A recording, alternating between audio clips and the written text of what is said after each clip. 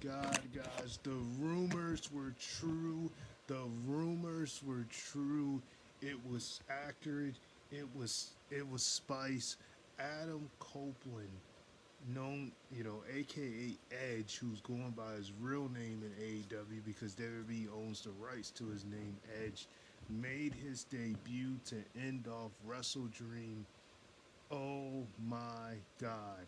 I tell you, I feel like Adam he must have, owned the rights to his theme song because I was shocked not only to see him come out, but also to see him use his theme song, uh, the same song he's been using for quite some time now. You think you know me. Um, but man, this was amazing. And, there have been, it was his contract with WWE expired yesterday.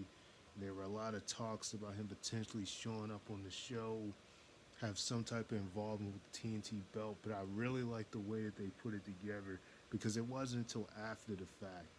Christian and Darby Allen had a really great, main event. I mean, Darby took some nasty bumps by Christian to the point where the ref, was checking on Darby, and it seemed like Darby wasn't going to be able to get back up. And Darby actually won the first fall on Christian Cage in their match. Christian Cage won the second fall of their countout, and then with a heel turn by Nick Wayne, who tried to take the belt from Christian Cage as it looked like he was going to clock Darby if he took the belt from only for him to be the one to knock Darby out. I kind of knew once the ref got knocked down after Christian Cage inadvertently speared him. I kind of figured something was going to happen, but I was more than an impression maybe Edge, maybe he would show up. But that was not how they did it. It was actually Nick Wayne. His mom had been in the audience the whole time. At one point, Christian even tried to get to his mother, and she threw water in his face, because he's been all talking about her constantly. And it really looked like, Christian was going to get the, conniving victory. Then Nick Wayne came back out. He took the belt from only to make it look like he was going to hit Christian, but to instead hit Darby. And the funny thing about that was they kind of teased it on Dynamite. Um, around the when Christian Cage told Nick Wayne he should join sides with him, and for him to be his mentor as opposed to Darby. So they kind of teased that would happen. Not really, uh, I'm not really completely surprised by it. But I will say that it should be interesting his reason behind it. But so you had that turn. Even his mother looked shocked, and then there was just a beat down on Darby. Afterwards, Sting tried to come out and save Darby to no avail. Lasted for a little while, but then he was outnumbered when Luchasaurus came back out, who previously had actually beat Nick Wayne in the buy-in. You start to wonder, if the mindset for Nick Wayne was, if he can't beat him, we'll join him. Because he did lose to Luchasaurus earlier in the night at the buy-in. So it's almost like it was kind of one of those situations where he just figured, well, I might as well join them because a lot of times I notice when certain guys lose, it kind of plants the seeds to a turn later in the night. But anyway, they beat down Sting. Next thing you know, the lights go out. And I thought maybe he would show up then, but they showed him kind of like he was riding like a motorcycle or something, a car, and he comes out. I see the back of him. I can already tell that it's Adam. Then his music starts playing, and the crowd just goes wild. Christian looks like he's seen a ghost. He doesn't know what to do. Adam Copeland comes out of there, you know, makes it look like he's going to side with them, only to spear Luchasaurus and to hit Nick Wayne with the steel chair. And Christian Cage ran out of there. Man, what a way to end the show. I mean, a lot of people figured he was coming to AEW after his contract with WWE expired. I mean, he really pretty much didn't have much else to do in WWE. I mean, of course, a lot of us wanted to see him win get one last run as the world champ, but with Roman being champ and everything, you kind of figured that that wasn't going to happen anytime soon, if ever. Um, but he did end up he ended his stuff with the Judgment Day at WrestleMania. Pretty much after that, he really wasn't in any major feuds after that. He just had like matches on SmackDown. His last two matches being with Grayson Waller, which was really good, and then the match he had with Sheamus was pretty much his final match, which was their first one-on-one match that he had with Sheamus, and that was pretty much his send-off. So he didn't leave WWE with a with in a bad way. He really left, with a bang, and I'm sure him. If Christian Cage ever decided to go back, maybe they can go back to WWE. But it's nice to see, Adam, because Christian Cage made the jump first to AEW. They had their run in at the Royal Rumble. Just I can imagine if the crowd would have been there, they would have went crazy, But they were watching the Thunderdome era, and they got to hug each other, hug, one another in the Royal Rumble match.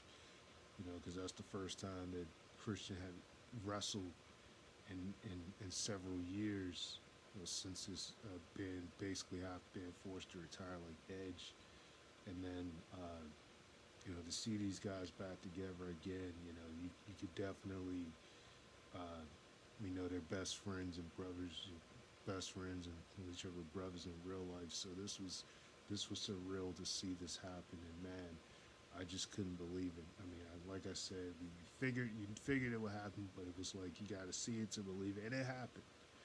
Adam Copeland is all elite now, and I'm really interested to see what he's going to do in AEW. Like I said, he pretty much spent most of the year. He had the matches. He spent most of the year, with the Judgment, trying to get rid of the Judgment Day after their feud when he got kicked out the group last year and all of that. Beef and Valor WrestleMania. And like I said, at that point, he just really was kind of. It was a triple threat match he had to determine who was going to face who was going to go on to Night of Champions, and AJ Styles won that match because he would be the one to face Seth Rollins for the new world title at Night of Champions. But Edge was in it with Rey Mysterio, and so he just had matches sparingly after that, but not really anything on pay-per-view. That was pretty much the last major story that he was involved in up to that point. But it was still good, man. I'm really looking forward to see what he does here, and a really stacked show. I mean, I'm not gonna get too deep about the whole show because it's really late right now. I need to go to sleep, but I really just want to go in here and talk about Adam Copeland because I think we all expected he was going to come to AEW, and it actually happened. So. But elsewhere on the show, just really quickly, a lot of matches, so it's just too hard to cover all of them. But I will just say that, I thought that FTR and Aussie Open, it was a really good match. Daniel Bryan and Zack Sabre Jr. That was just phenomenal. That just a really phenomenal technical match that was won by Bryan Danielson. I meant to say Bryan Danielson took two running knees to take out Zack Sabre Jr. He tried to shake his hand. He didn't want to do it, but it was submission after submission, counter after counter. A lot of movement on the arms that he used, and and so that was a good match. That 6-man tag that was won by Sammy Guevara and Will Ospreay to Kenosuke Takeshita wasn't too surprised they won that. You kind of want to build Sammy, being a part of this family so early. It is kind of crazy for Kenny though, because it's the third pay per view he lost in a row, teaming up with Jericho for the first time, and then having you know uh, uh, Kota Ibushi with them in this match, which makes me think. I think at All In, they were also teamed together, and they were on the losing stick as well.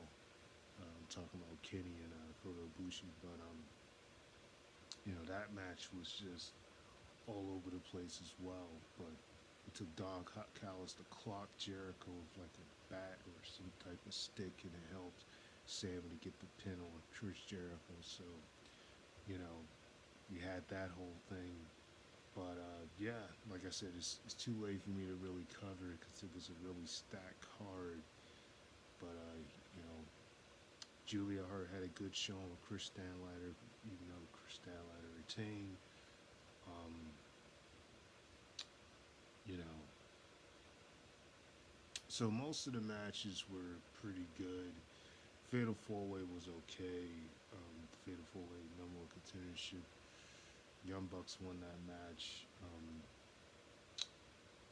I kind of missed some of it, but it was fine. I don't think any match on the show was particularly bad. Some of them may have been a little bit shorter than others or whatever, but they got their win, so it looks like they're going to be doing Young Bucks and FTR 4, which I do think if they're going to do that, this could be Young Bucks' way of winning the belts back. Who knows?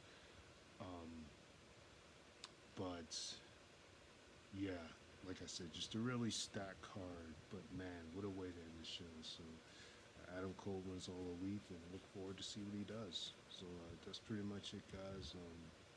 Sign off, very much effects, like, comment, subscribe. I'll talk to you guys another day.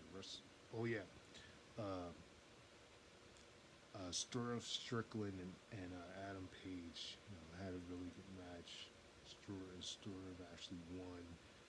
Um, so that I do think the feud with that will continue, but that was a really interesting match as well. Sound Radio, Flex, right, I'll tell you guys another. Peace.